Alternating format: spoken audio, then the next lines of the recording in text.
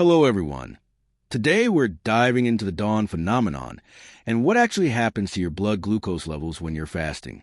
You might assume that if you stop eating entirely, your blood sugar should just steadily drop. Yet sometimes it does the exact opposite and rises, which leave a lot of people confused. I'm going to walk you through exactly why that happens and how it ties directly into something called the dawn phenomenon. When you measure your blood glucose, the natural expectation is that without food coming in, the numbers should fall. After all, eating pushes blood sugar up, so not eating should logically bring it down, and most of the time that's exactly what occurs. But every now and then people are shocked to discover that even though they haven't eaten a thing, their glucose is climbing. What's going on? The answer lies in your hormones. When you're not eating, your body still needs energy, so it has to free up glucose from its own storage sites to keep you going. During regular meals, all those calories you consume get stored away, some as glycogen in the liver, some as body fat. Then, when food stops coming in, your body has a remarkable ability to reverse the process.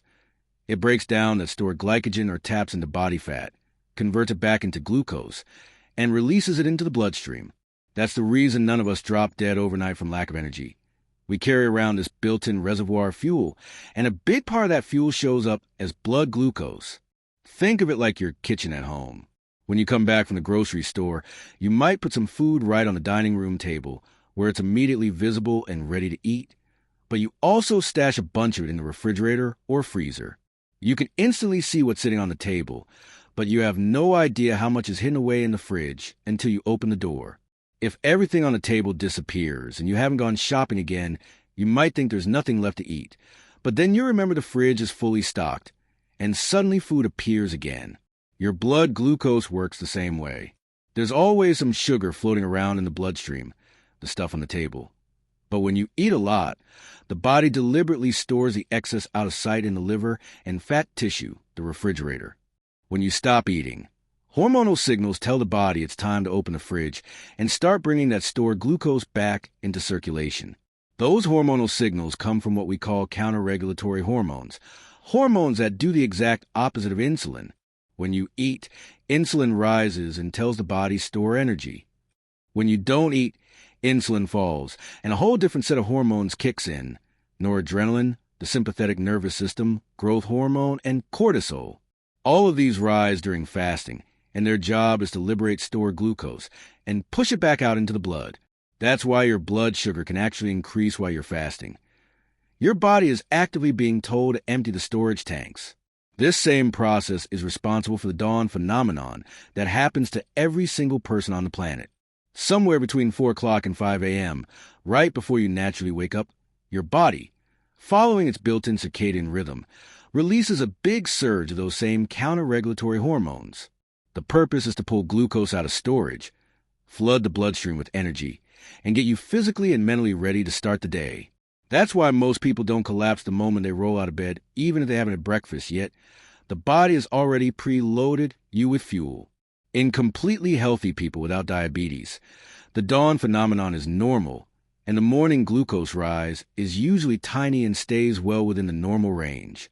But in many people with type 2 diabetes, that same normal hormonal surge can cause a dramatic spike in morning blood sugar, even though they haven't eaten anything since dinner. What you're seeing is simply an exaggerated version of the exact same counter-regulatory response that happens during fasting. So if you notice your blood glucose climbing while you're fasting, please don't panic or think you've done something wrong. It doesn't mean fasting is bad for you. It just means your body had a huge amount of stored glucose to begin with, an overflowing refrigerator. And once the hormonal signal comes to start unloading it, a lot comes out all at once. That temporary rise is actually proof that fasting is working. It's giving your body the opportunity to pull out excess stored sugar and finally burn it off. Another question I get asked all the time is whether prolonged fasting can cause dangerously low blood sugar, hypoglycemia. The short answer is, in someone who is not taking diabetes medications, almost never. Your body is extraordinarily good at keeping blood glucose within a safe, normal range no matter how long you go without food. It does this by converting liver glycogen and body fat back into glucose, and in extreme situations, it can even break down some of your own protein and turn that into glucose through a process called gluconeogenesis. As long as you're not on blood sugar-lowering drugs, fasting by itself should virtually never drive your glucose low enough to cause symptoms. However, if you are taking diabetes medications, especially insulin or drugs that stimulate insulin production, you have to be careful. During fasting, your body is already burning through its own glucose stores. If on top of that you're taking medication that forces glucose even lower, the two effects can stack and push your blood sugar too low. That's why anyone on diabetes medication who wants to start fasting must talk to their doctor first and very likely reduce or adjust their doses.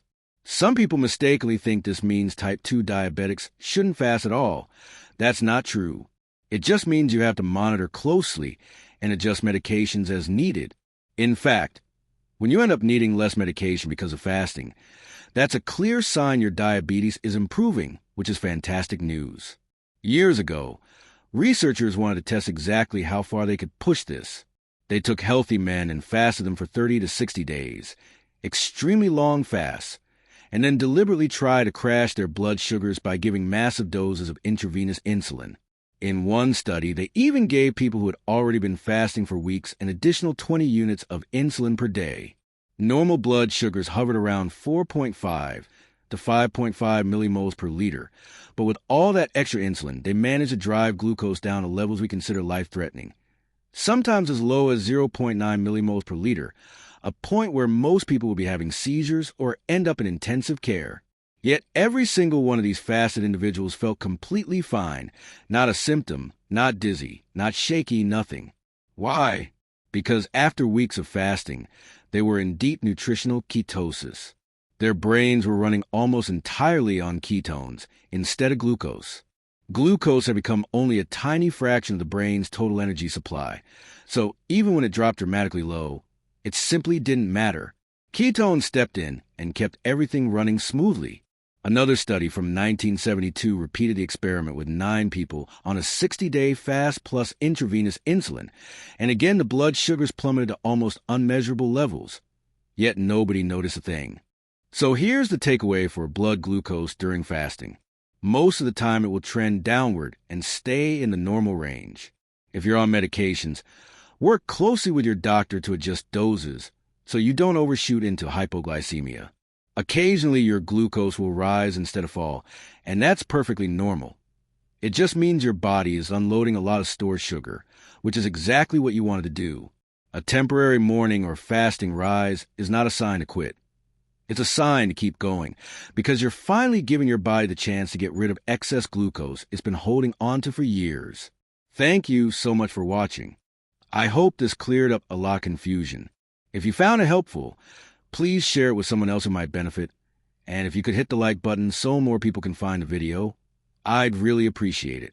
See you in the next one.